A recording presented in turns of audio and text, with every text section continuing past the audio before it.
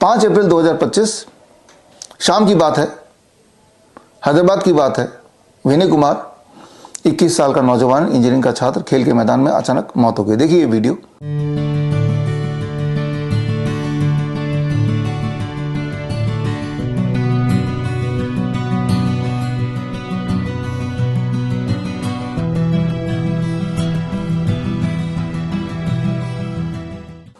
अगला वीडियो देखिए, उसी समय का है, महाराष्ट्र का है, धाराशिव जिले का है। 20 साल की छात्रा वर्षा।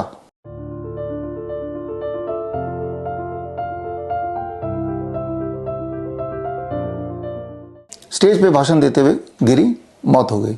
क्यों हो रही होगी इतनी सारी मौत? अगर आप डॉक्टर से पूछेंगे तो उनका जवाब क्या होगा? नमूने के लिए देखिए जनाब क्या बोल रहे हैं। 24 घंटे में 3 वीडियो। एक बच्चा क्रिकेट खेल रहा है, हार्ट अटैक हो जाता है।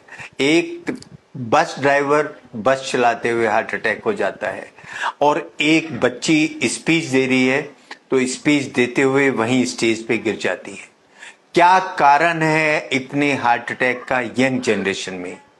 कोई कोविड बताता है, कोई माइक्रोप्लास्टिक बताता है, कोई जंक फूड बताता है, कोई फास्ट फूड बताता है, कोई एनर्जी ड्रिंक बताता है, कोई अल्कोहल बताता है, कोई इनएडिक्वेट स्लीप बताता है, कोई ज्यादा एक्सरसाइज बताता है। इन जनाब को या किसी भी डॉक्टर को पता नहीं चल रहा असली वजह क्या है। वो बस ध्यान इधर उधर भटका रहे हैं। लेकिन असलियत अगर आपको जानना है, हालांकि आपको पता ही होगा, असलियत इस किताब के अंदर दर्ज है। ये किताब मैंने 5 अप्रैल को रिलीज किया जयपुर में, वैक्सीनेटेड टू डेथ।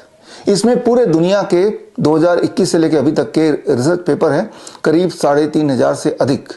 और वो सारे रिसर्च पेपर अगर आप पढ़ेंगे तो क्लियर है, कोई कंफ्यूजन नहीं है। इस तरह की मौत का एक ही एक कारण है, वो है 2 खुराक जो आपने लगाए, 2 कोविड वैक्सीन लगाए। यानी कि वो डॉक्टर जिन्होंने तब आपको बहकाया, झूठ बोल के 2 खुराक लगाए, वो तब भी आपको झूठ बोल रहे थे और आज भी आपको झूठ बोल रहे हैं। अब सवाल यह है कि वो सारे डॉक्टर, सफेद कोट डॉक्टर, जो तब आपको गुमराह करके 2 खुराक लगाने को मजबूर किया, और आज भी जब उसका कॉन्सिक्वेंसेस आप झेल ही रहे हैं, तो आज भी वो सच नहीं बता रहे। ऐसे डॉक्टरों पर कैसे आप भरोसा कर सकते हैं अपने किसी भी बीमारी के इलाज के लिए? हम किसी भी बीमारी की अगर बात करें तो पिछले 4 सालों में एक और चीज हुआ। सिर्फ लोग मरे ही नहीं, एकाएक मौत ही नहीं हुई, इसके अलावा भी बहुत कुछ हुआ। जितनी सारी बीमारियों का नाम आप जानते हैं, चाहे वो क्रोनिक किडनी डिजीज हो, हार्ट डिजीज हो, कैंसर हो, हाइपरटेंशन हो, डायबिटीज हो, इरेक्टाइल डिस्फंक्शन हो, इनफर्टिलिटी हो, ये सारी बीमारियों का दर लगभग डबल या उससे अधिक हो गया। ये भी प्रूवन है और उसका रिसर्च पेपर भी मैंने इसी में डाल दिया है। तो अभी अगर आप जिंदा हैं तो खुश हो जाइए कि आप जिंदा हैं, वो भी 2 खुराक लगाने के बाद, कोविड के 2 डोज लगाने के बाद। लेकिन ऐसा नहीं है कि जो जिंदा है वो बच गए हैं। सारे लोग नहीं मरेंगे, ना ही सारे लोग मर रहे हैं, लेकिन सबको कुछ ना कुछ जरूर हो रहा है as a side effect of the COVID vaccine.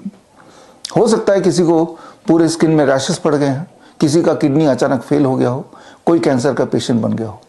तो खैर, अब सवाल आता है तो क्या किया जाए, अब इसके दुष्प्रभाव से कैसे बचा जाए?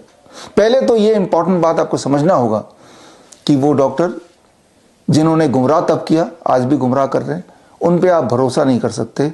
उनके पास जाके ट्रीटमेंट कराएंगे तो हालत बद से बदतर ही होती जाएगी। ये आप गौर से सोचेंगे तो पाएंगे आप कि ऐसा ही हो रहा है।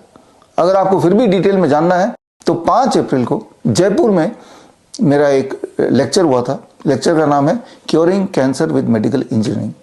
ये लेक्चर आप स्क्रीन पे दिए हुए लिंक में जाके जरूर देखें।